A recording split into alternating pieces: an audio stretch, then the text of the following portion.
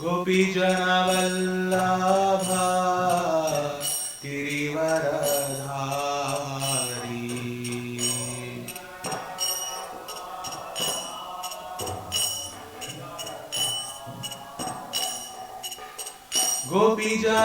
गोपीजनवल्लभा गिरिवरधारी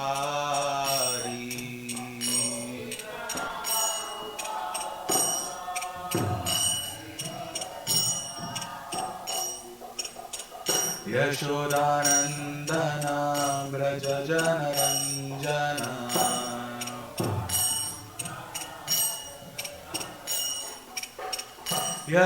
यशोदानन्दन व्रज जनरञ्जन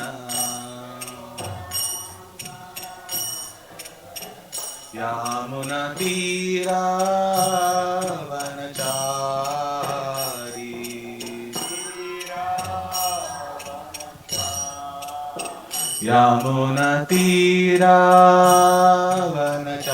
यामुनतीरावनचारी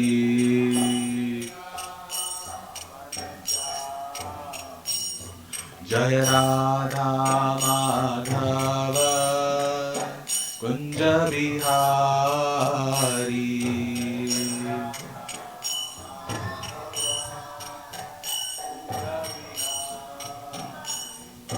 गोपी जनवल्लभ गिरिवरधारी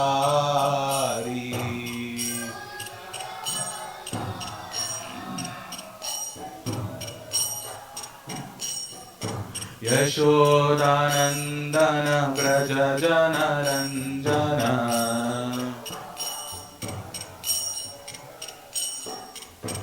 यशोदानन्दन व्रज जनरञ्जन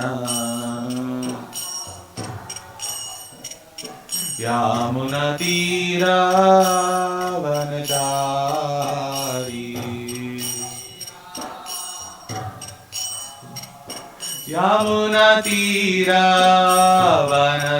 यामुनतीरावनचारी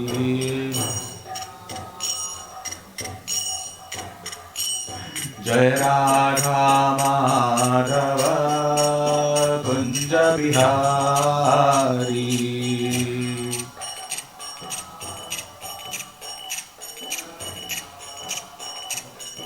गोपी जनवल्लभ गिरिवरधारी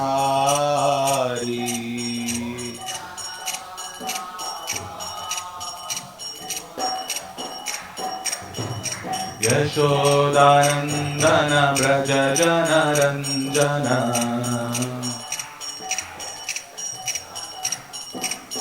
यशोदानन्दन व्रज जनरञ्जन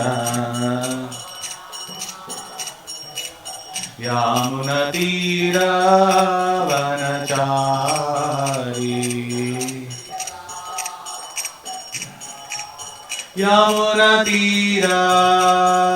यामुनतीरावनचारी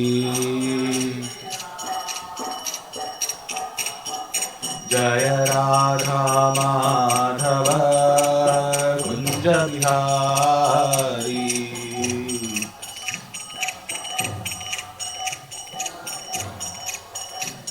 जय राधा माधव कुंज बिहारी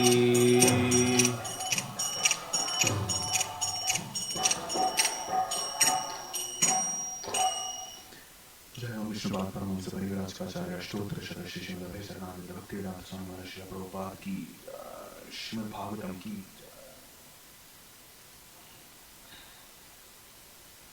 ओम नमो भगवते वासुदेवाय ओम नमो भगवते वासुदेवाय ओम नमो भगवते वासुदेवाय Today we are reading from Srimad Bhagavatam, Canto 10, Chapter 1, The Advent of Lord Krishna, Introduction, Text 15. Shri Shuka Uvacha Samyak Vyavasita बुद्धिः तव राजर्षि सत्तमा वासुदेव कथायां ते यत् जाता नैष्ठिकी रतिः। श्रीशुक उवाच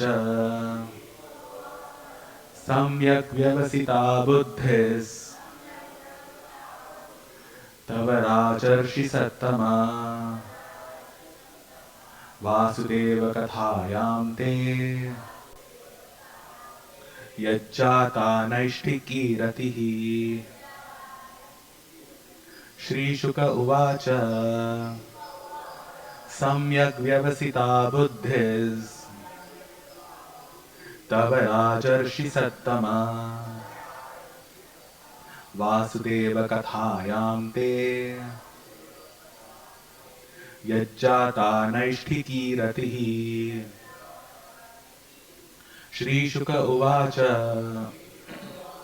सम्यक् व्यवसिता बुद्धिस्तव राजर्षि सत्तमा वासुदेव कथायां ते यज्जाता नैष्ठिकी रतिः।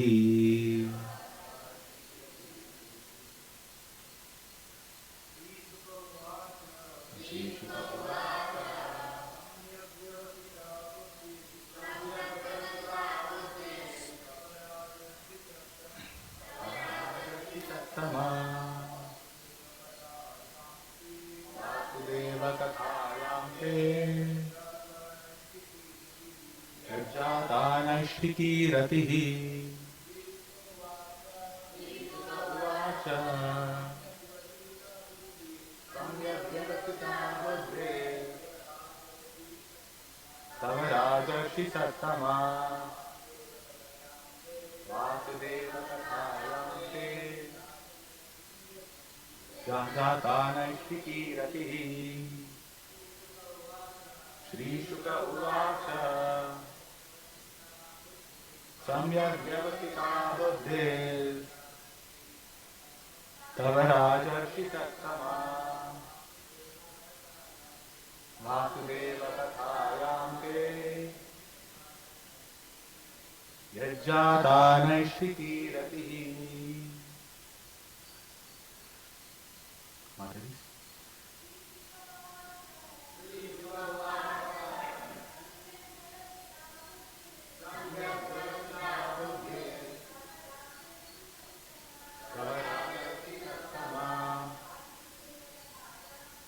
वासुदेव कथायां ते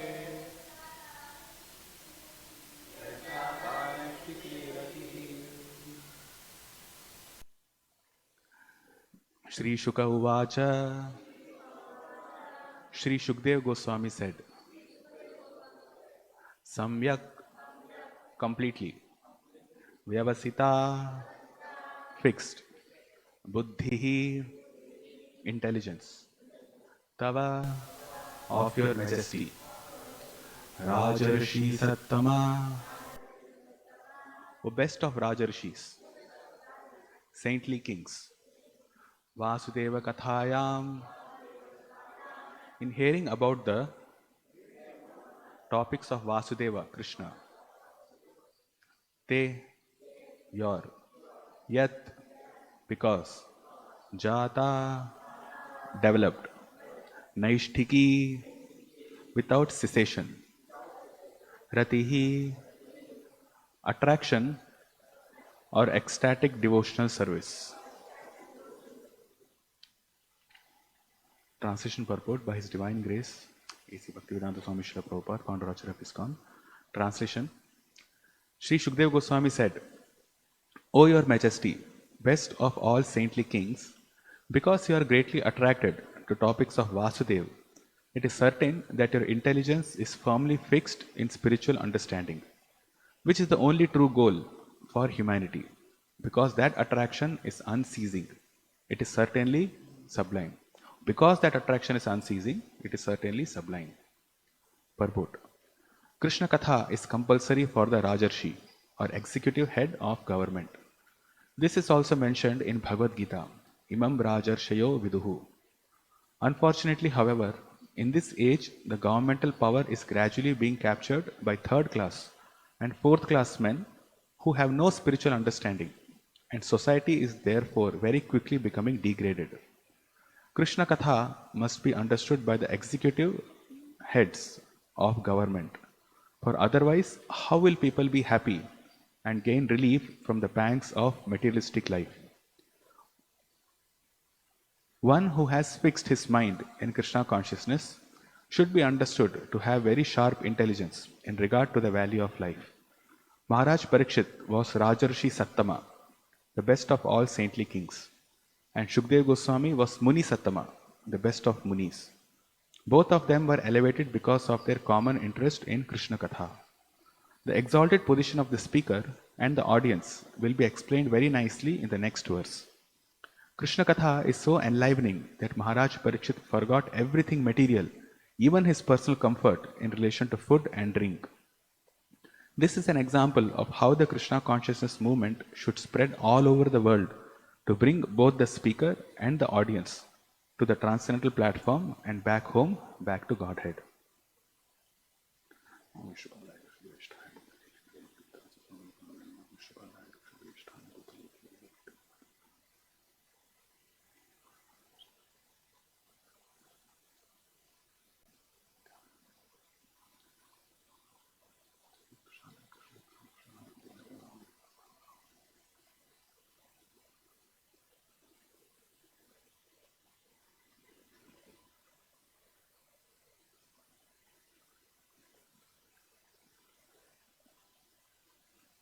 So the text again, Sri Shuka Vacha, Samyak Vyavasita Buddhis Tavarajarshi Sattama Vasudeva Kathayamte Yajjata Naishtiki Ratihi.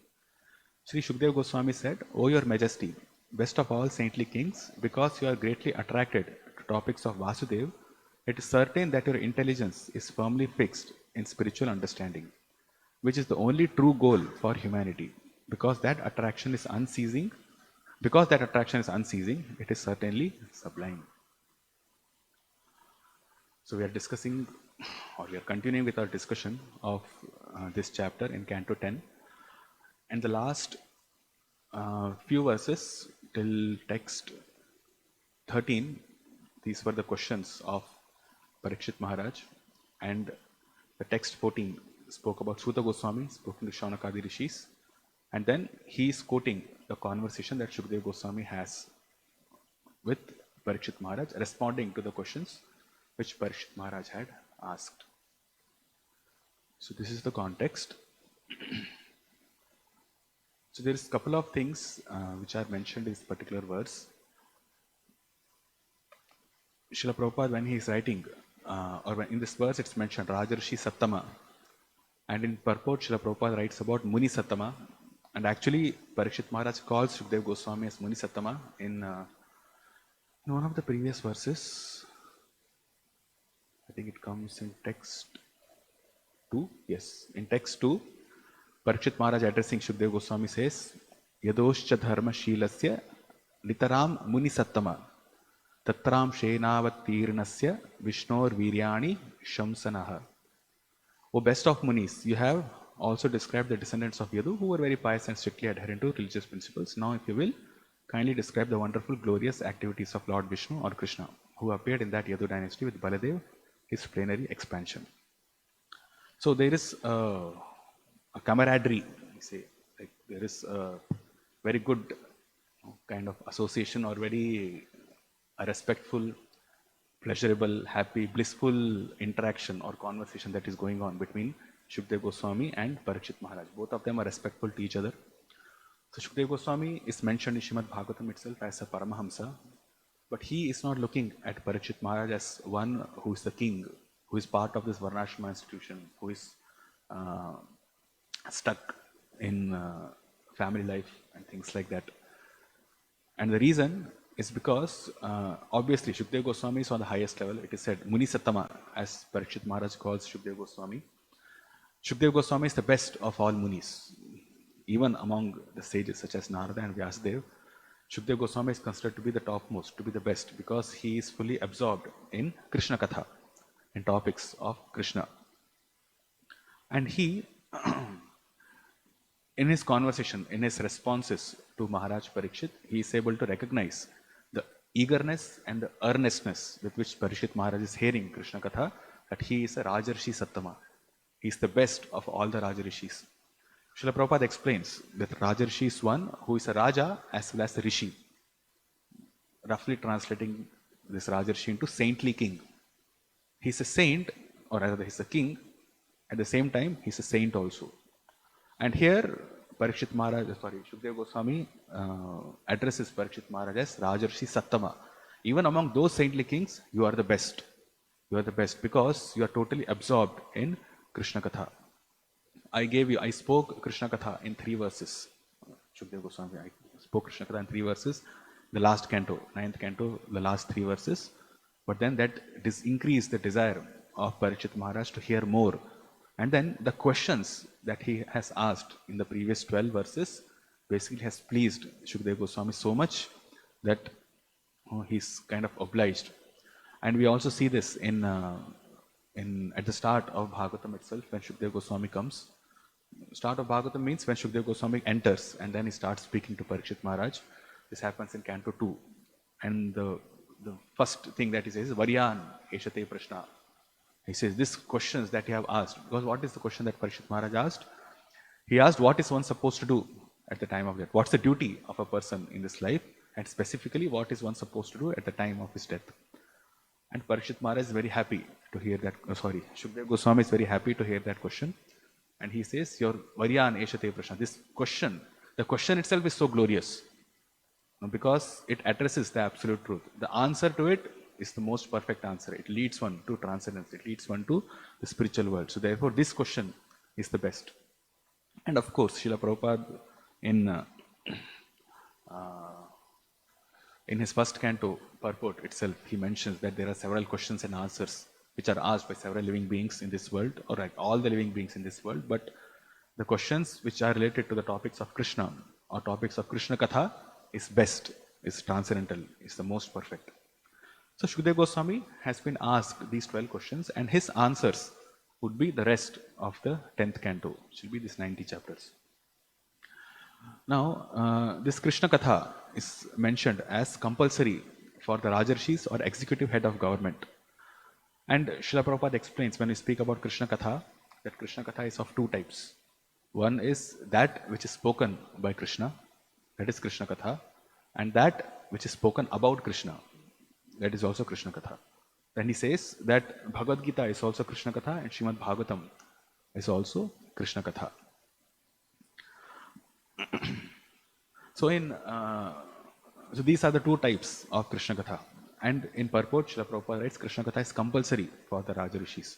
Which, in this context of how Srila Prabhupada explains, we can understand that these Rajarishis or the kings or the executive head of government. Actually, it's interesting because while translating or while giving a kind of synonym for Rajarishi, Srila Prabhupada does not write saintly king or religious king or kings who follow dharma.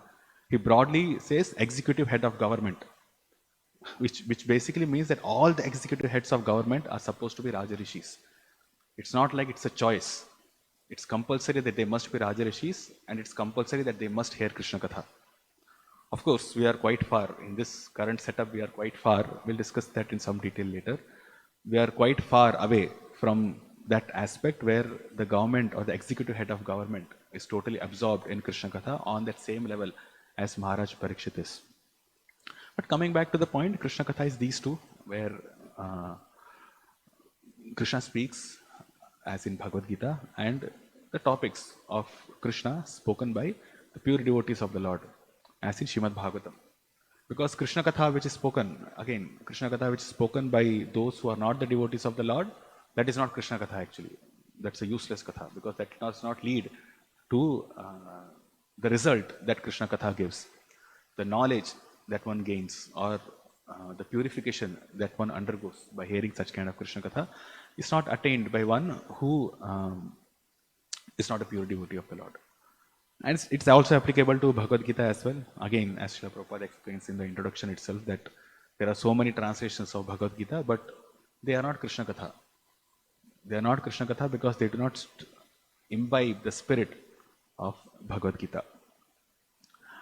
So, one thing that we should understand is, see, this is 10th canto, where after completing the first 9 cantos, we are entering into the pastimes of Krishna.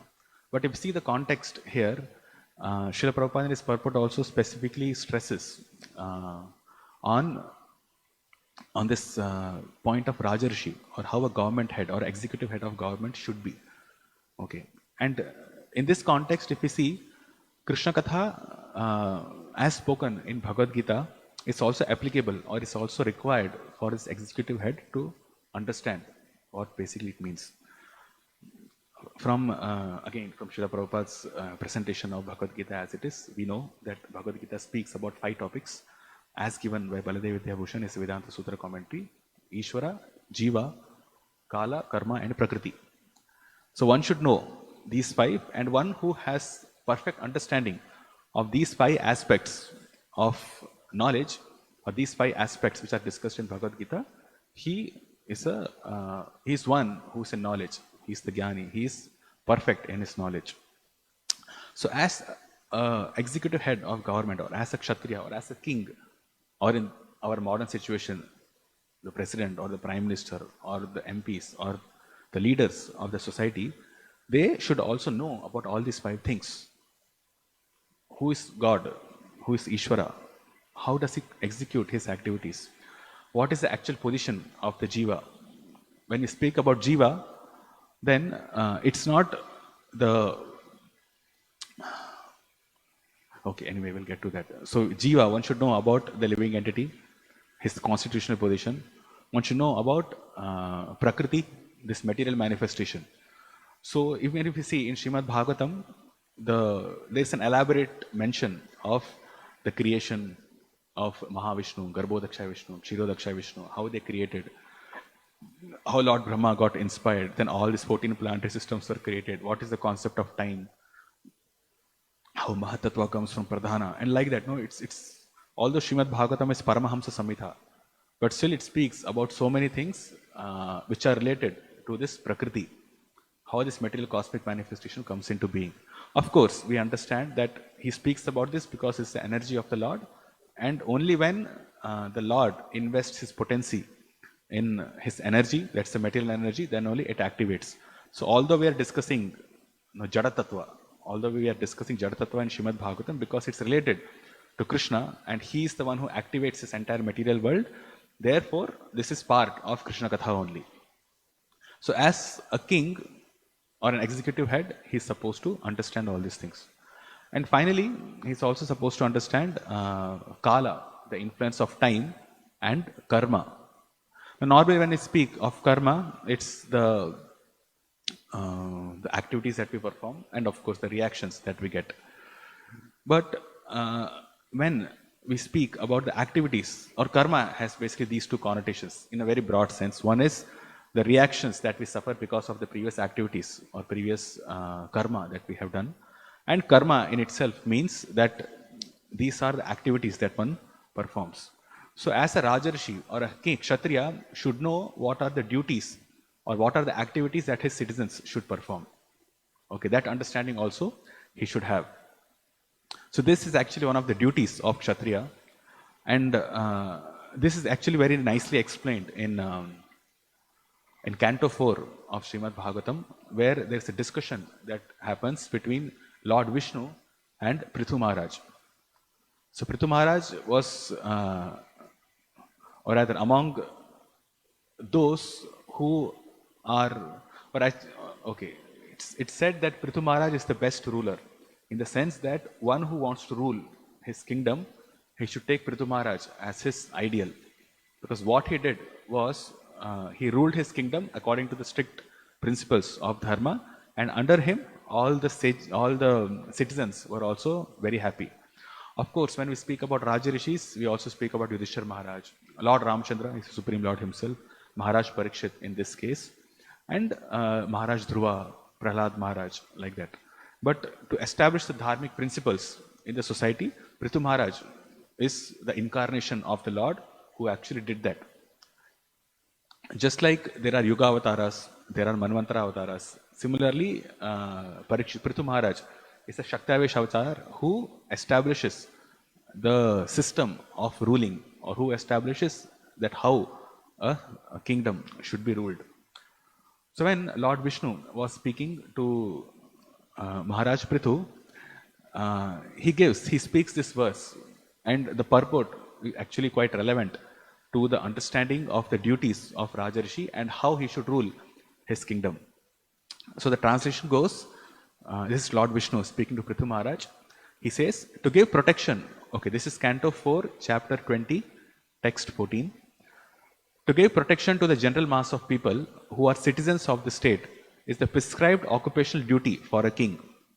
By acting in that way, the king in his next life shares 1/6 of the result of the pious activities of the citizens. But a king or executive head of state who simply collects taxes from the citizens but does not give them proper protection as human beings has the results of his own pious activities taken away by the citizens. And in exchange for his not giving protection, he becomes liable to punishment for the impious activities of his subjects. So Srila Prabhupada writes in his purport, I'll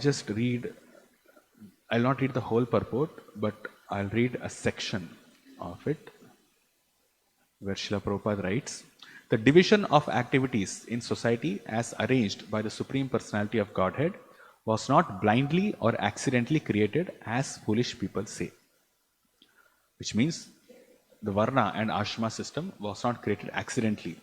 Or it's not that society arranged itself. Normally it's a concept among modern people that human beings came from monkeys or from apes. And gradually, over a period of time, the society was created and organized on its own. But then that is not the case. The Brahmanas, or rather, that's not the case anyway, it's a tangential topic. That is not the case because we are not coming from monkeys, obviously. We are coming from Swayambhuva Manu, the son of Lord Brahma, and we are his descendants. So our creation comes from Brahma and ultimately from Krishna. So this system, the social setup, is not accidentally created, or it was not blindly created, as foolish people say. The Brahmana must do his duty properly. So therefore, these four systems are scientifically arranged by the Supreme Lord himself. Krishna says in Bhagavad Gita, Chaturvarne Maya Srishtam Guna Karma Vibhagashaha. So these four systems are scientifically arranged. Society is divided into these four systems for a purpose. And a Rajarshi is supposed to understand what that purpose is. The executive head of government are supposed to understand what that purpose is. And that is the only way that the society can progress. Srila Prabhupada writes, the Brahmana must do his duty properly. And the Kshatriya, the Vaishya, and even the Shudra must do the same. And every one of them can achieve the highest perfection of life, liberation from this material bondage. When in Bhagavad Gita itself, Srila Prabhupada writes that Sanatana Dharma is the same as Varnashrama Dharma. One, by performing his duty in one of these four Varnas and Ashramas, Brahmachari, Grihastha, Vanaprastha and Sannyas, and situating himself in one of these Varnas, Brahmana, Kshatriya, Vaishya, Shudra, just by performing his duty for pleasing the Lord, one can get liberation from this material world, from material bondage. And he says, this is confirmed, this is Prabhupada writing, this is confirmed in Bhagavad Gita 18.45, Sve sve karmanya abhirataha samsiddhim labate naraha. By executing one's prescribed duties, one can attain the highest perfection. Lord Vishnu advised Maharaj Prithu that a king is not enjoined to give up his kingdom and the responsibility of protecting the prajas or citizens to instead go away to the Himalayas for liberation. Okay, what it means is that Maharaj Prithu is not enjoined to give up his kingdom and his responsibility of protecting the prajas and instead go away to the Himalayas for liberation. Srila Prabhupada writes, he can attain liberation while executing his royal duties. The royal duty or the duty of the head of state is to see that the praja or the general mass of people are doing their respective duties for spiritual salvation. A secular state does not necessitate a king or head of state who is indifferent to the activities of the prajas. In the modern state, the government has many rules and regulations for conducting the duties of the prajas, but the government neglects to see that the citizens advance in spiritual knowledge. So this is the duty of the Rajarshi, that by performing his duty and by ensuring that all the varnas within his kingdom, the citizens, by performing their duty, they all can go back home, back to Godhead.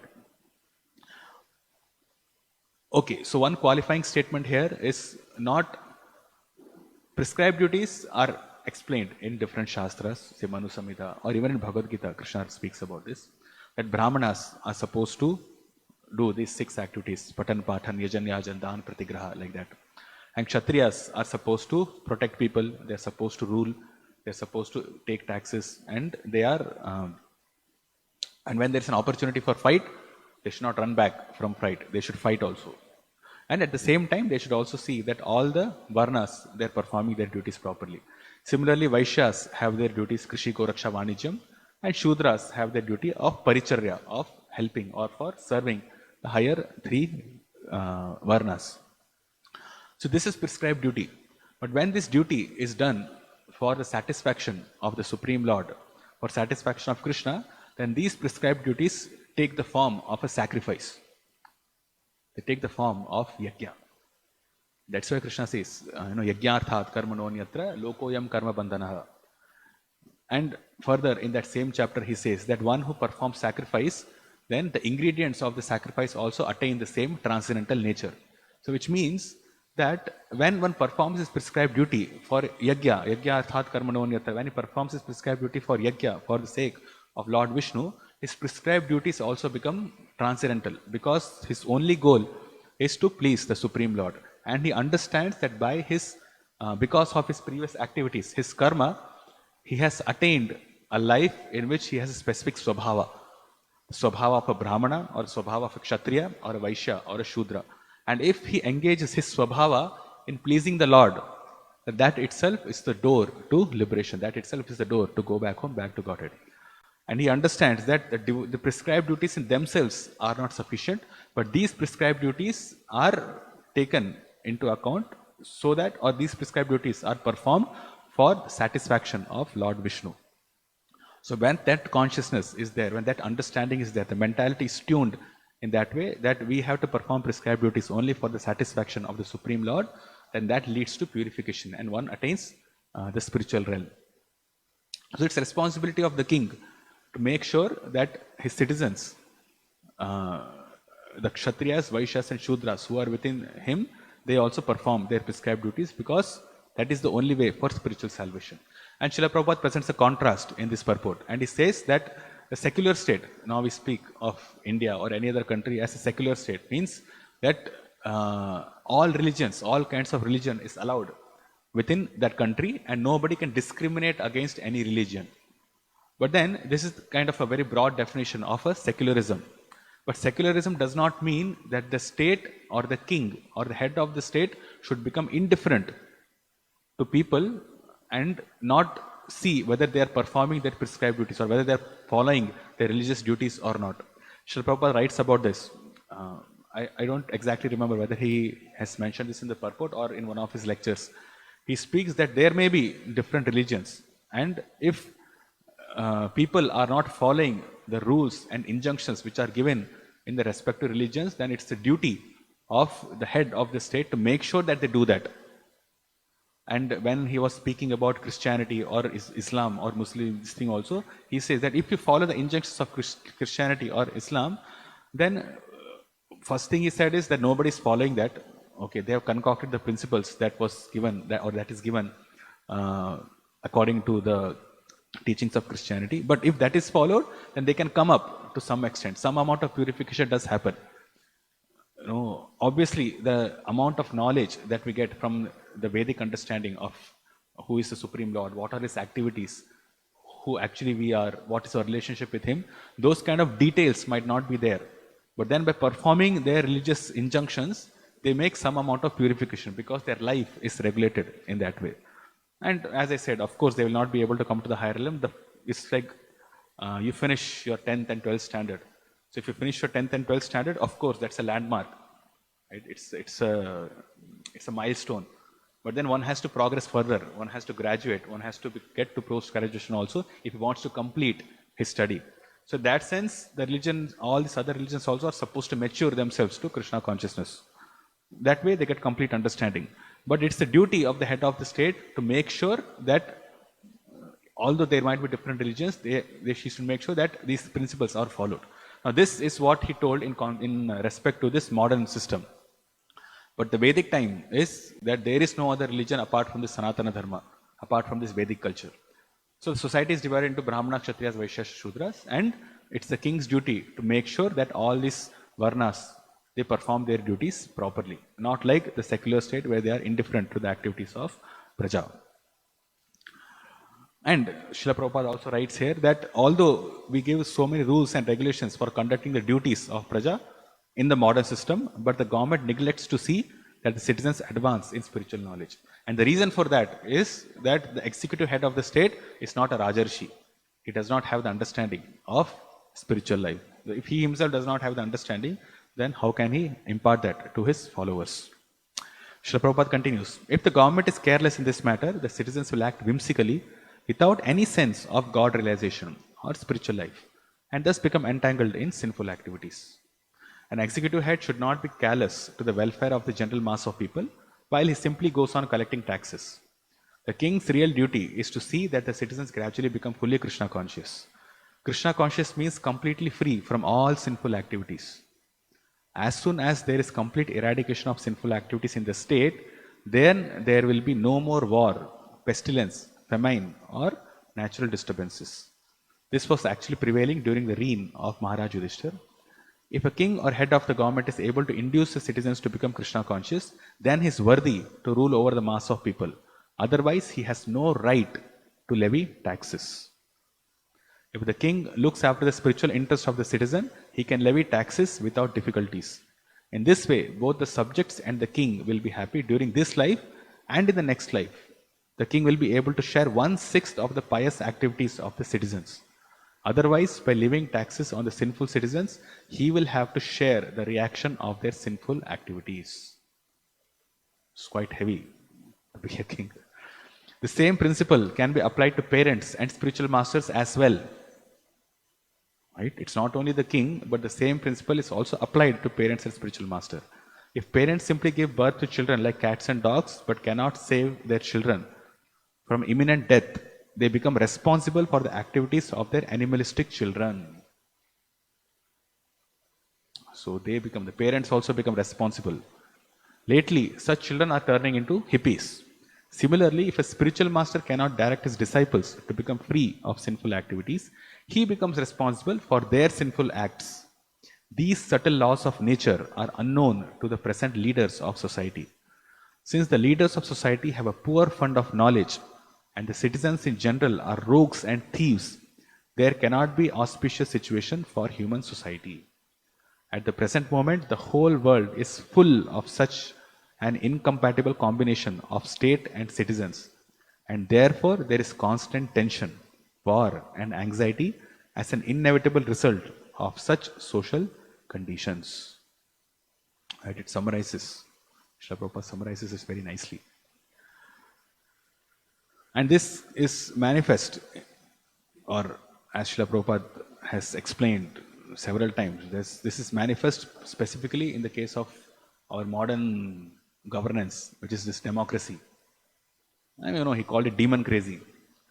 And this democracy, if you see, one thing is people themselves are like cats, dogs, Shohidvara Hoshtakare, Samsada Purusha Pashu, hogs, dogs, camels, and asses. And then they elect a leader who is also like a hog, dog, camels, and asses, who is not a Rajarshi, who does not have the spiritual understanding or the understanding of what all duties the citizens should perform. The citizens themselves are in ignorance, and in ignorance they elect somebody who is also in ignorance. So what kind of state will we be able to maintain? So this is also a reason why people are frustrated.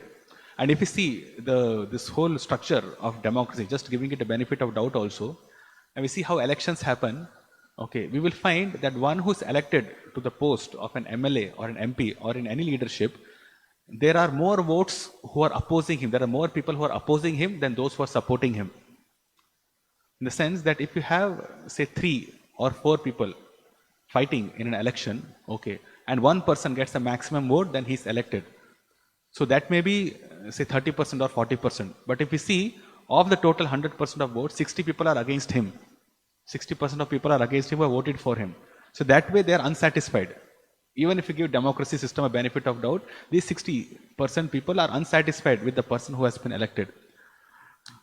Actually, I was looking at the statistics. In 2019, this general elections, when BJP, should not mention it, okay, when the government came to power, they got only 37% of the total votes, of all the 100% of votes. Okay, and the rest 63% of people are actually against him, against the ruling government. Of course, they voted to multiple parties, and the vote was split.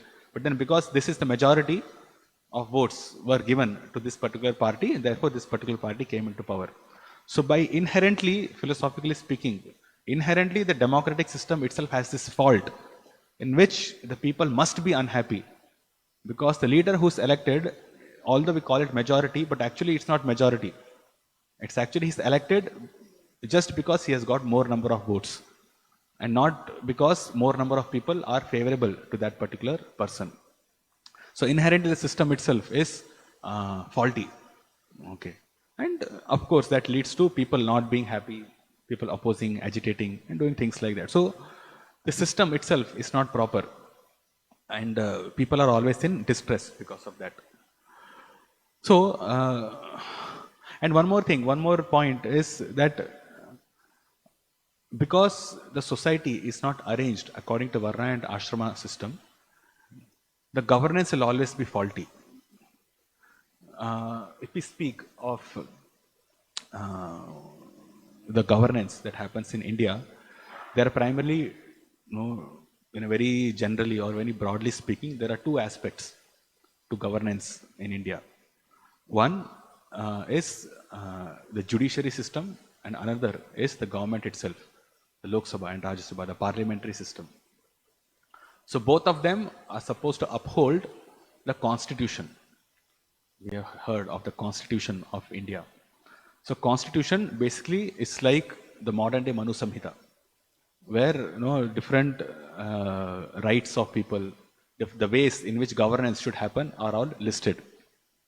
And judiciary is supposed to uphold that constitution, and the government or the government in power is supposed to make sure that whatever is given in the constitution is applied or is going to the citizens, it's applicable to the citizens. And if that is not happening, and then there are some things which according to the constitution are not getting down to the grassroots level, then they create laws to amend the constitution so that whatever facilities are supposed to be provided according to constitution, then it goes down to them.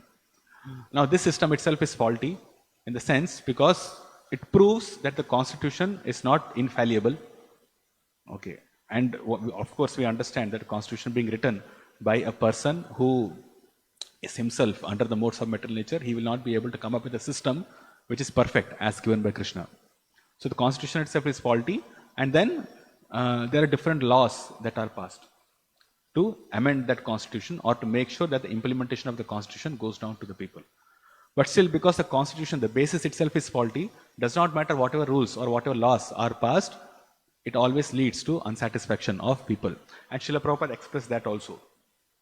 That during the Vedic time or in previous yugas, there was no need for passing any laws.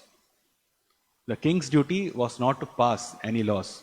His only duty was to see whether the dharma is upheld or not. Okay, so actually, in sense, if we see, that kind of system is quite simple.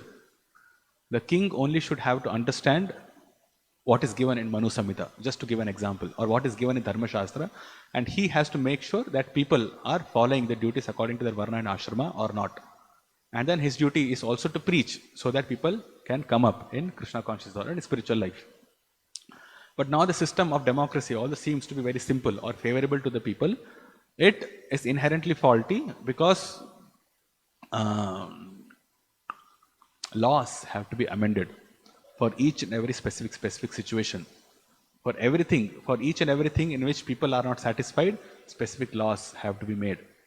But the previous system was not like that. Manu Samhita is not like that. We do not change or we do not tamper with what is given in Manu Samhita, what is given in Dharma Shastra. So now Manu Samhita is now replaced with this kind of constitution, and therefore, this leads to chaos, as Srila Prabhupada writes here, that in this age, unfortunately, however, in this age, the governmental power is gradually being captured by third class and fourth class men who have no spiritual understanding. And society is therefore very quickly becoming degraded. So this democratic system is actually a system which is applicable or which can be conceived of only by Vaishyas and Shudras. Okay, the democratic system cannot be conceived of, or it is not something which can be come up by Kshatriyas and Brahmanas. And we also understand that all the Kshatriyas are supposed to make sure that all the Varnas follow their duties properly. The Brahmanas are not under their jurisdiction. How the Varnashrama society used to work is that the higher two Varnas, Brahmanas and Kshatriyas, they complement each other. So Kshatriya takes the guidance from the Brahmanas, and the Brahmanas teach the Kshatriyas, and then the Kshatriyas implement that rule. So it does not mean that the Brahmanas do not know how to rule, it's just that it's not their duty to rule citizens. And they guide the Kshatriyas, and then the Vaishyas and Shudras are ruled. And there are specific injunctions also. If we just give a contrast from what is happening in modern society and what was there in previous times. So Brahmanas and Shudras, they do not deal with money. In Vedic system, Brahmanas don't have money, and Shudras also should not be given money. Okay, Vaishyas, they produce, and because they trade, they have exchange of money. When I speak of money, I am speaking about the exchange of trade or whatever coins they used to use at that time. And Kshatriyas, because they are supposed to administer and also make sure that the country or the kingdom is protected from foreign elements, they are supposed to spend money so that all these things are taken care of. But the Shudras should never have money, and the Brahmanas don't desire money.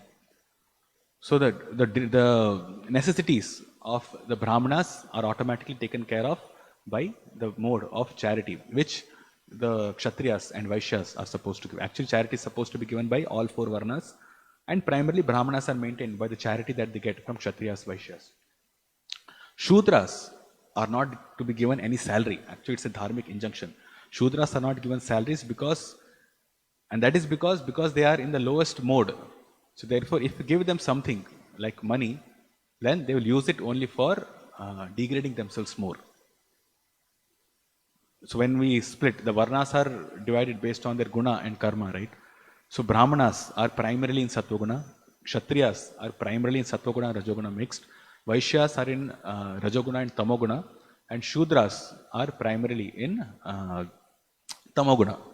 And when Tamoguna is prominent, then there's a tendency to engage in sinful activities. There's a tendency to engage in activities which are not prescribed in Shastra, in gross sense gratificatory activities. And if the Shudras are given the means to engage in that in the form of salary or in the form of money, then they engage in those kind of activities and degrade themselves. So Kshatriya's duty is such that he should make sure that the Shudras don't get any salary. So how do they maintain themselves? They maintain themselves by the gifts, or their necessities are all taken care of by those who take service from them. So that way, a Kshudra only has to perform his duty. He does not have to worry about how he will be maintained. How will he stay? Where will he stay? How will he get his food? How will he get his clothing? A Kshudra does not have to get his mind agitated because of that. Because he knows that if I perform my duty, my necessities will be taken care of. Because that is his swabhava, just to serve the higher varnas. For a Vaishya, because his swabhava is to produce, is to krishi, is to produce, and he has a tendency to earn more, to become opulent, and because it is his swabhava, he also does not feel himself oppressed, or he does not feel frustrated because of the system in which he is in. So that's why it is said, guna karma vibhakasha. Varnashram system will not work without this classification. If classification of varna is done only based on birth, then again it will lead to dissatisfaction, or it will again lead to frustration, the way we are experiencing in this modern world. But if the classification, or if the classification is done perfectly based on what is given in Dharma Shastra, or how Krishna says in Bhagavad Gita, then it does not lead to frustration of the citizens. And that is why the king is supposed to make sure that his citizens do not get frustrated. We see in the modern government, there are so many protests. They say morcha, and then they go out, protesting, taking play cards, doing this, doing that, our women's right, this right, that right. So many things are going on because people are primarily frustrated in whatever they are doing in their life. And the reason is that because they are not engaged in their own swabhava, therefore it must lead to frustration. That is why governance is not possible if people or if the citizens are not arranged according to their varna. If they are not divided or their duties are not prescribed to them according to their varna, it will always lead to frustration. And the government will not be able to do any kind of governance or any system, or they will not be able to implement any system which is beneficial to people. Because whatever they do, whatever laws they pass, whatever constitution they amend, it will always lead to frustration because people are not working according to their swabhava. They must work according to their swabhava, and that only leads to peace and prosperity. And when Prabhupada writes that if this system is not instituted, if the king does not make sure that the citizens are performing their prescribed duty or not, it leads to war, it leads to pestilence, it leads to inauspiciousness. Actually, that purport speaks about inauspiciousness also, which I did not read. So that leads to an inauspicious condition in which everything becomes chaos. So it's multifold. And because the heads of the state are coming from the level of Vaishyas and Shudras, they have no idea of how it should be done. They have no idea what prescribed duties are. So it's a duty of the Brahmanas and Kshatriyas to make sure that the citizens follow their prescribed duties. So Shudras' necessities are automatically taken care of. They're always peaceful in their mind.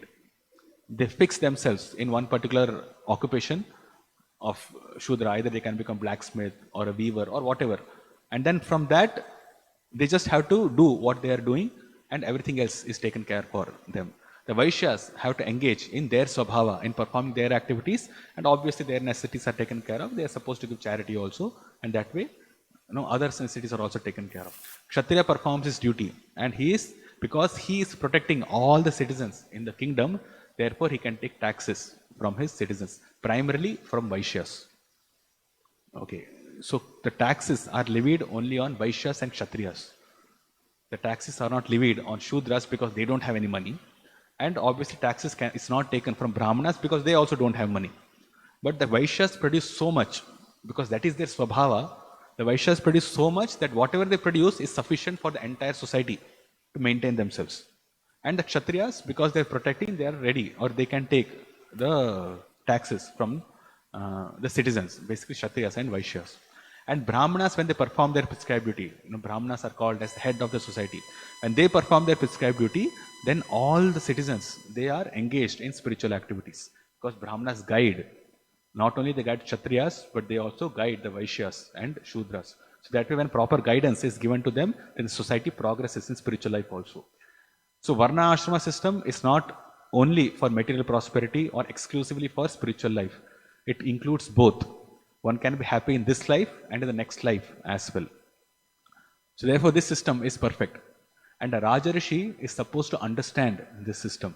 He is supposed to make sure that he understands these concepts, and that is why he should implement this. If he does not understand that, then the society will always be in chaos. Right? So, yeah, and one more thing is, I think we have covered that. Yes, so in continuation of this purport in 4th canto that Srila Prabhupada writes, and here also he writes, right, Krishna Katha is compulsory for the Rajarishis or the executive head of government. If we have to bring about a revolution in the society, it basically means that the society must be arranged the people must be arranged according to their Varna and Ashrama. That is the only way of peace and prosperity in this world and for their advancement in Krishna consciousness also. So when Srila Prabhupada said that 50% of his activities is done and 50% is still pending, we have to understand the implication of that. Because now even if we go out and distribute books to people, we try to preach. So those who have that Sukriti, they are able to take up Krishna consciousness. But when we talk to people, they say, I don't have time for this. Because they are so struck in their own materialistic activities, and the activities in this material world are also like that. Because this is not according to Varna and Ashrama, those who have the Swabhava of Vaishya, they are forced by the social pressure or family pressure itself or family condition itself to work as a Shudra. Those who have Brahminical inclination, Brahmanas are not supported in the society nowadays. So therefore they are forced to work as a Shudra in IT companies and other such engagements. And there is no trace of Kshatriyas now. Right? So where will they express? Where is this concept of protection? And this is what Srila Prabhupada writes. The whole governmental system has been taken up by these Vaishyas and Shudras, and because of that, everybody is into frustration. Every one single person in this material world who has no idea of spiritual life or Krishna consciousness, he is totally frustrated because the system itself is such that it can lead one only to frustration. It can lead one only to agitation. It can lead one only to protest or wars or famine and all other kinds of miserable situation. Adibhautik and Adhyatmic miseries must be there if the society is not divided according to Varna and Ashrama. Because inherently itself, the setup, the governmental setup that we have, it pushes a person to take up a job, to work as Shudra. And when he works in that way, and I have seen, because I was also working, so I have seen how people are so frustrated in their life for each and everything. There's no satisfaction. But then what can you do without working? Because people are dependent on money. If you want to stay in the society, you must have money. You must have paisa. You have money, then you can maintain yourself. You can have a nice house. You can have, even if not a nice house, you need something to stay. You need shelter. You need food. You need clothing. And that is all possible only when you work. So the majority of the society is being pushed into Shudra life. And the rest who are there, they are being pushed as those who want to do, who are enterprising. They are pushed into business. But in business also, are they anxiety less? No. But if you see in the Varnashrama system, the Vaishyas, when they're engaged in such kind of activity, because they have the concept, they have the understanding of dharma, they are not anxious. They know if they perform their prescribed duties, and if they do yajna, sacrifice is done, then automatically rain comes. Correct? In Bhagavad Gita also Krishna says, when yajna is done, then automatically Indra is satisfied. Rain comes, and then prosperity reigns for all. This all Krishna explains in 3rd chapter. So there is no anxiety for the Vaishyas to see whether the crops will come up or not, whether the produce will be sufficient or not, or whatever trading he is doing, whether he is going to be completely cheated or not. But in the modern system, if you see, now trading, the main activity or the main way in which people trade is through stock markets. And when you put money in stock market, you do not know. Want to make quick money, you put in stock market, there's no way. Whether you can make profit or you can lose money also. It's just like gambling, or rather it is gambling. So Vaishyas, all those business people or those who want to come up, normally we equate these Vaishyas into businessmen. But then it's actually technically not correct, because Vaishyas means they are also trained in dharma. We understand from Vedic system that Brahmana, Kshatriyas and Vaishyas, they go to Gurukul. Shudras do not. But these 3 higher Varnas, they go to Gurukul, which means they have understanding. The Vaishyas also have understanding of dharma for their own prescribed duty. Of course, they do not have that much deep understanding as a Kshatriya or a Brahmana who has even more understanding. They may not have like that. But they also have some understanding of dharma. So therefore, they are not anxious. But the businessman of today, he has no such understanding. And if he wants to improve, his swabhava is to make more money, to make more produce, and in this case, to make more industrial factories and things like that, then he must enter into stock market.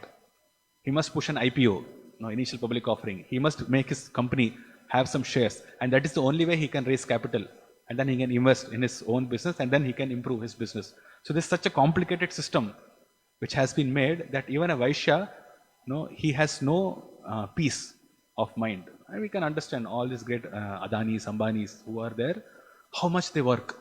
And are they anxiety-less because they have so much money? No. They're completely anxious of what is going to happen in the future. Although they have everything that they want in this life, but still they cannot stop working. Right? So the system itself is flawed.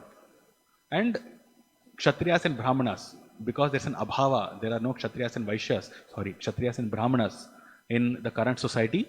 Therefore, these posts have been filled up by the Vaishyas and Shudras. And Shudras and Vaishyas, because the whole concept of this modern society itself is to promote sense gratification. It creates a sense of selfishness within them. Selfishness, and that selfishness leads to corruption. And because there's no concept of dharma, there's no concept of karma, that if I do something in next life, I'm going to suffer for that. Because that kind of understanding is not there in the Shudra class and the so-called this businessman or Vaishya class who have taken up the leadership of society. Therefore, the society is further degrading down. Okay, of course, these topics are complicated and we can actually get into details also. Okay, it might become like a seminar as well. But then the understanding that we should have is that the position of leadership, or when we speak of Rajarshi, is not just that a king is in a very happy position, he lives in a palace, or then he just have to rule over the country like that. His duty is actually very important, and he must take guidance from the Brahmanas. And one who's a pure devotee of the Lord, a king who's a pure devotee of the Lord, he understands the actual purpose of people performing their prescribed duties. And that way, he can take up or he can push the citizens as well and himself to pure devotional service or in spiritual life. But in modern system, although it's like a transitionary phase, we can push Krishna consciousness, but unless the leader himself takes up to Krishna consciousness or takes up to spiritual life, there cannot be a transformation of society. Although it looks revolutionary, but in one sense, what the goal should be that the constitution itself should be replaced by Manu Samhita. If we have to speak very bluntly, because whatever is there in the constitution, although it has good features, definitely, but then these things are also available in Manu Samhita and much more, which leads people to their spiritual life. So that kind of revolution is what we are looking at. Of course, we cannot expect anything to happen in our lifetime. But when we speak, when Prabhupada said 50% of his work is not done, we just have to understand the vision that he has of Krishna conscious countries, Krishna conscious nations interacting with each other like this. And that is possible when, at least this Varna and Ashram, at least the head of the society, the Brahmanas and Kshatriyas are in order. And that way, they can rule over the Vaishyas and Shudras and bring them back to track. So when we normally speak of Varna and Ashrama system, we speak about farm communities, right? But then these farm communities are supposed to expand into states, into nations, and we should come back to that particular perspective. This gives a holistic and complete understanding. That is the way we come back to the system in which, you see the context of Srimad Bhagavatam, all the Vedic scriptures or all the narrations that we are seeing here, they are spoken in that Vedic realm. In the society where Vedic culture was most prominent and where everything was followed, and devotional service or performing devotional service was so easy for people. It was so easy to take up for them. But in the modern setup, it's not easy because people have to work, people have to earn money, and they have to remain frustrated. That's why Srila Prabhupada writes here, when he says Krishna Katha is compulsory for the Rajarshi, then he also writes, or executive head of government. So it's not only the Rajarishis, but also for each and every executive head, he must understand these topics properly. And Krishna Katha, of course, includes all these points that we discussed. And furthermore, Srila Prabhupada writes in the purport that both of them were elevated because of their common interest in Krishna Katha. The exalted position of the speaker and the audience will be explained very nicely in the next verse, so that will be discussed. And he says, Krishna Katha is so enlivening that Maharaj Parikshit forgot everything material, even his personal comfort in relation to food and drink.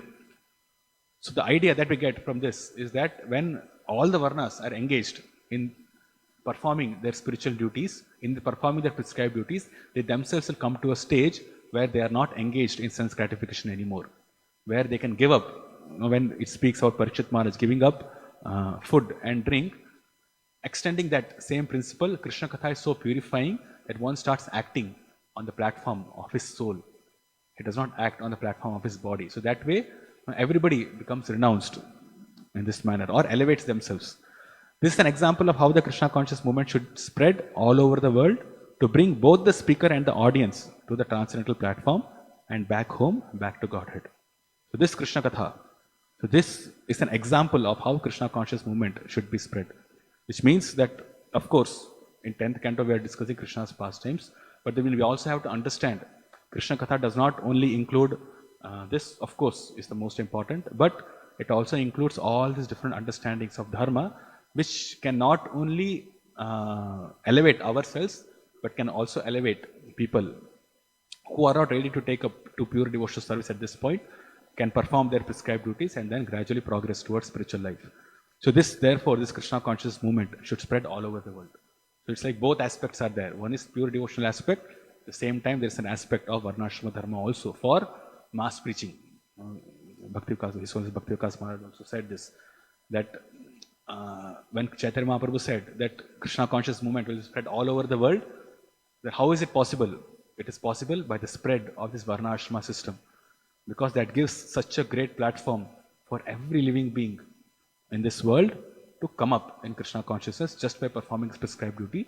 And Prabhupada also said that this Krishna conscious movement is supposed to give the head, or it is supposed to install or institute this Brahmanical, which is the head of the society. So once the Brahmanas are set up, then the whole, then it's most important part, then the society can be guided.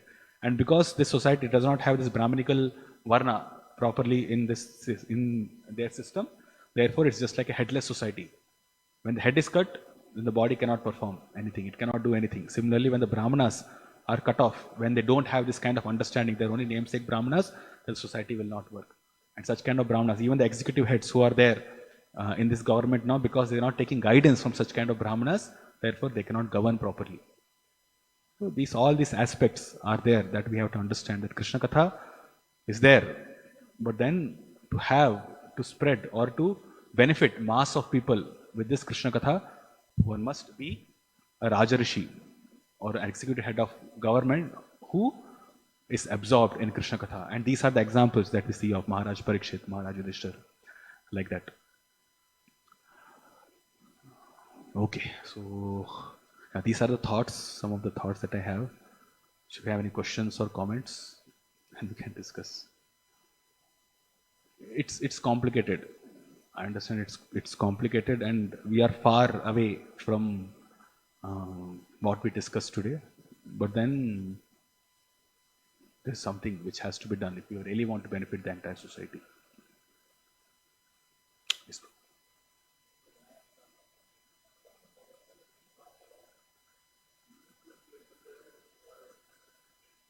Yes.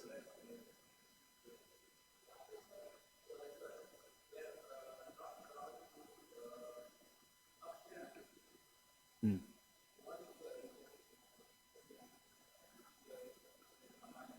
Yes.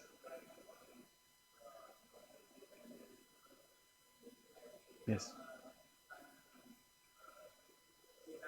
Hmm. Yes. Okay. So the question is that we discussed that the Shudras should not get any money. Okay. And they should perform only their duty, every necessity is taken care of. But at the same time, it is also said that Shudras should not perform austerities. And we see an episode from Ramayana also where a Shudra was performing tapasya, and this created disturbance in the society, and Lord Ramchandra had to execute him. So how do we understand? So when the society is divided based on guna and karma, we are basically telling that a person is qualified only to do that particular type of work. So Brahmanas, they have that guna and they have the inclination to do that kind of work. So therefore they do that kind of work. And Kshatriyas have that kind of guna and karma, Vaishyas have that kind of guna and karma, and Shudras have that kind of guna and karma. So when one transgresses, or when one's guna and karma is like this, his inclination to work is like this, and he's influenced by this tamoguna primarily, in this case of a Shudra, then he is not supposed to take up the occupation of another varna, which creates a disturbance in the society. In this present world, we see that disturbance all around us, actually speaking. But this is what it means. So when he is classified as a Shudra, then just to fulfill his sense gratificatory desire of going to heavenly, I think in this case he was planning to go to heavenly planets, or he was trying to become Brahmana. I am not completely aware, I don't remember it. But I think something like that. He wants to do something which is against his guna and against his karma, which is a transgression of Varnashrama Dharma, which is a transgression of his prescribed duties, of Shastra. And because the king is supposed to ensure that all the four varnas perform their duties properly, it's the duty of the king to chastise this person who is transgressing his prescribed duty. So therefore Lord Rama has to chastise him. or has to set an example so that nobody does things like that. The Shudra, see his austerity, see just he does not have the qualification, because when a person is influenced by tamoguna, the mind is always agitated. And when we speak of tapasya, which means the mind should be completely focused on the Supreme Lord. Okay. So his mind will not be focused on Supreme Lord. And if you see in the previous this thing, that's an offense. If you are performing something and the mind is not focused, it's actually an offense. Okay, and he will end up committing more such offenses which will degrade him down. So Lord Ramchandra, by killing that Shudra, actually has protected him. He has not punished him.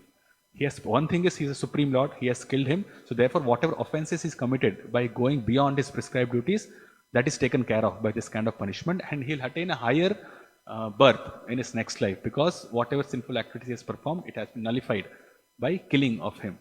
But if that kind of punishment had not been given to him, because of his desire to do such kind of activity, he would have degraded himself more and he would have fallen down. So when such kind of pastimes happen, we have to see it from a broader perspective of previous life, next life, what his future is going to be. Because our vision is not, okay, zindagi na milegi dobara, that is not our, the life, there is no other life after this. We live and we die, and whatever we get, we enjoy, and after that it is done. It's not like that. The perspective, it is broader. We have our past lives. Whatever we are suffering now, it's because of our past life. And whatever we do now, it is going to determine what our next life is going to be. So that is the perspective. So by Lord Ramchandra, when he kills, or whenever such kind of things happen in Shastra, where we see, oh, it's a very heavy punishment for a very small thing, we have to see it in that context, in a broader context. And even if you see the punishment that were given to thieves or to robbers in that time was quite heavy. The hands were cut and things were done like that. So, it's just to set an example for the common people, and at the same time, the one who kills, he should be killed, and that was also there. Nowadays, there is a protest against capital punishment, but Prabhupada writes I think in first canto purport itself, that capital punishment is required, because that saves that person from hellish condition in his next life. If you do not give capital punishment, if you do not hang him, or if you do not kill him for whatever murder he has committed, then he is going to suffer much more in his next life. So the king is actually being merciful to him by killing him only once. And that way he is pushing him to his next life, where he has chances of elevating himself, because his sinful activities have been eradicated. So that's the perspective that we should see. So Shudras cannot perform austerities. And if they are doing it, then we should understand that either they do not belong to the Varna of Shudra, or they are transgressing that Dharma. Because that is how in Shastra we also see a Brahmana takes up the occupation of Kshatriya.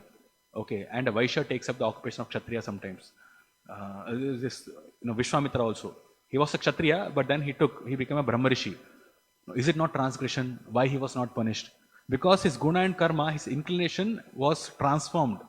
Okay, Kshatriyas can perform austerities, and by performing that austerities, he purified himself such that he could come to the level of a Brahmana, and then he can perform the active duties of Brahmana. So that migration can happen. So that is not a transgression, because it is not against one's guna and karma, it's not against one's swabhava. But when one goes against one's swabhava, then it sets a bad example. Because seeing that Shudra, other Shudras can also come up like this. Oh, why should I do duty? Why should I serve other people if I can become a Brahmana myself?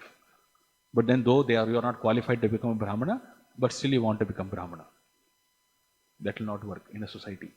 So social setup must be preserved. That's the duty of a king. Anything else? Okay, we'll stop. Shrimad Bhagavatam ki jai, Srila Prabhupada ki jai.